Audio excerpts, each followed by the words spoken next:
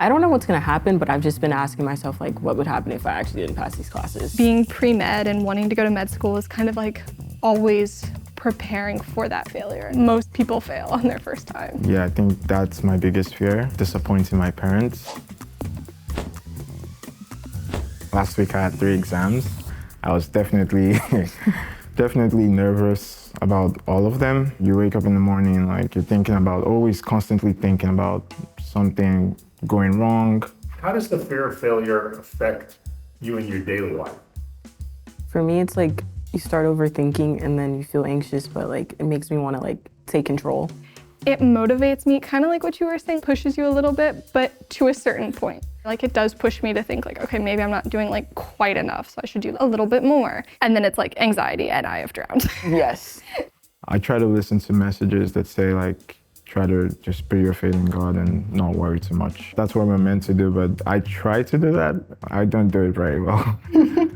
I'm kind of like you where I'm like, oh, I just need to like worry less and trust God more. But like being in college and being in that environment makes it so much harder. Yeah. It's like everyone's stressing, so you feel like it's normalized and you should be stressing out. What do you do when like you've reached that point though? Normally I clean, actually, because normally like you can tell, it's really funny. There's a very direct correlation between how busy and stressed I am and the cleanliness of my dorm room. I feel that, except instead of cleaning, I just nap. I'm like, That's I've fair. reached a point, I'm just gonna go sleep now. Or sometimes the negative one is I stress eat and I just eat when I'm not hungry. Yeah. Sometimes I kind of get stuck in that where I don't know if I need to dial back per se, like take an action or just like let it go. I start to feel like, okay, like I really need to get my stuff together. Just kind of starting fresh. I'm like, okay, today's day one. Start by, now my room is clean. Now my laundry's done. Like one step at a time. Taking an action by like just stepping away from it, I guess. Exactly. Interesting. In Nigeria, they'll say like, you're a man, do something about it. Sometimes I try to like just say, God, please take control or do something. I don't know what to do. Unpack your worst case scenario. What would happen if all of your fears of failure came true? Kind of in that season where I'm waiting to like pass all my classes so I can actually like start taking classes for my major. I've just been asking myself like, what would happen if I actually didn't pass these classes, which would just like prolong the process, prolong college.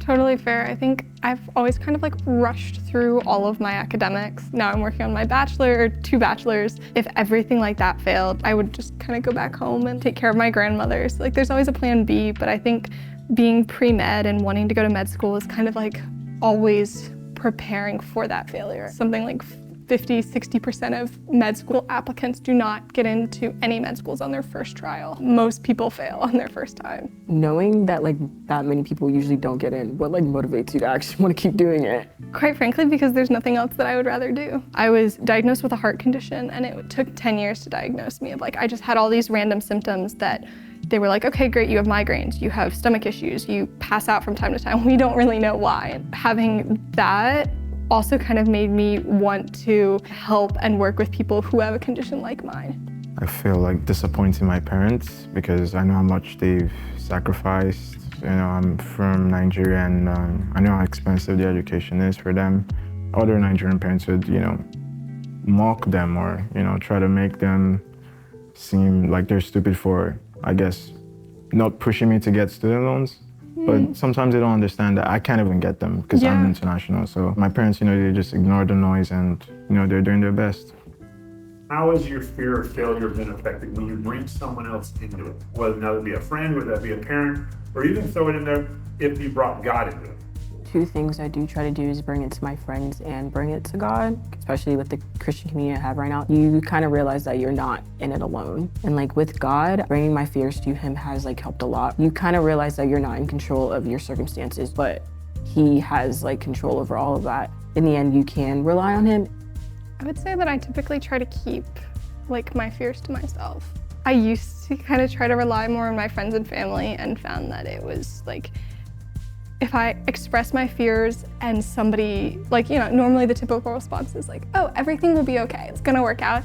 That does not work for me because I sit there and I'm like, yeah, well, you don't know. There's no, I don't have control over this and you don't have control over this. You can tell me, oh, it's gonna work out, it's gonna be fine. I'm like, yeah, but you legitimately don't know. I used to keep it to myself and that would backfire in so many ways. My sister would see my face and she's, something wrong? And I was like, can you leave me alone? And I like, then tell her what's wrong. You know, my sister would say, don't try to be an island. Let us know what you're going through, what you're struggling with. Maybe we could help. That's great. I love that.